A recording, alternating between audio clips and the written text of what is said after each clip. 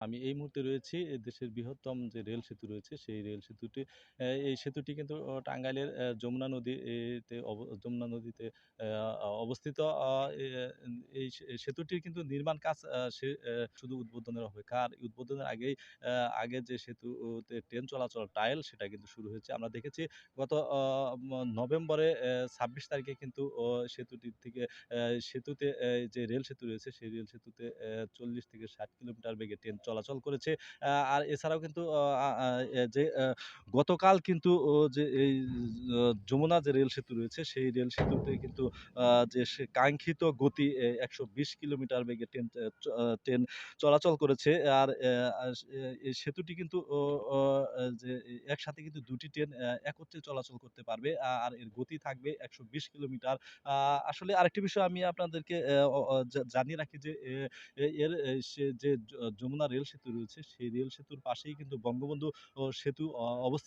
আর এই বঙ্গবন্ধু সেতুতে rail line সংযুক্ত ছিল এবং সেখান দিয়েও ট্রেন চলাচল এখন পর্যন্ত করছে। কিন্তু যে এই ব অ সে যমুনা সেতু দিয়ে যমুনা সেতু দিয়ে একসাথে ট্রেন এবং যে যানবাহন পারাপারের কারণেই কিন্তু যে সেতুটিতে ফাটল দেখা দিয়েছিল এবং সেই কারণেই কিন্তু আ এই যে সেতুর দক্ষিণ পাশ দিয়ে ৩০০ মিটার দূরেই কিন্তু এই যে রেল সেতু সেটি নির্মাণ করা হয়েছে। আরেকটি বিষয় আমি আপনাদেরকে জানিয়ে রাখতে চাই যে ২০২০ সালে সেতুটির নির্মাণ কাজ উদ্বোধন করা হয় এবং ২০২১ সালে এর নির্মাণ কাজ শুরু হয়। তবে সেতুটির যে এখানে যারা নির্মাণ শ্রমিক রয়েছে তাদের সাথে আমার কথা হয়েছে। তারা যেটুকু জানিয়েছে যে তারা আসলে দীর্ঘদিন এখানে কাজ করেছেন এবং এই দীর্ঘদিন কাজ করার পরে যে সেতুতে যে ট্রেন চলাচল সেটি শুরু হয়েছে এবং এই যে সর্বোচ্চ গতি দিয়ে একসাথে ২ টি ট্রেন পূর্ব পার থেকে পশ্চিম পার এবং পশ্চিম পার থেকে পূর্ব পারে চলাচল করছে। এতে তারা অত্যন্ত খুশি এবং আনন্দিত এবং এই যে সেতু পূর্ব যে রেল স্টেশন রয়েছে, সেই রেল স্টেশনে যে যাত্রী রয়েছে, সেই যাত্রীরা আমাকে যেটুকু জানিয়েছে যে যমুনা সেতু পার হতে তাদের সময় লাগতো ১০ থেকে ১৫ মিনিট, কিন্তু ১২০ কিলোমিটার বেগে যমুনা রেল সেতুতে ট্রেন চলাচলে সময় লাগবে ২ থেকে সর্বোচ্চ ৩ মিনিট। এতে তারা দ্রুত যে দ্রুত সময়ের মধ্যে যমুনা নদী পার হতে পারবে এবং যোগাযোগ ব্যবস্থা সহজ হবে।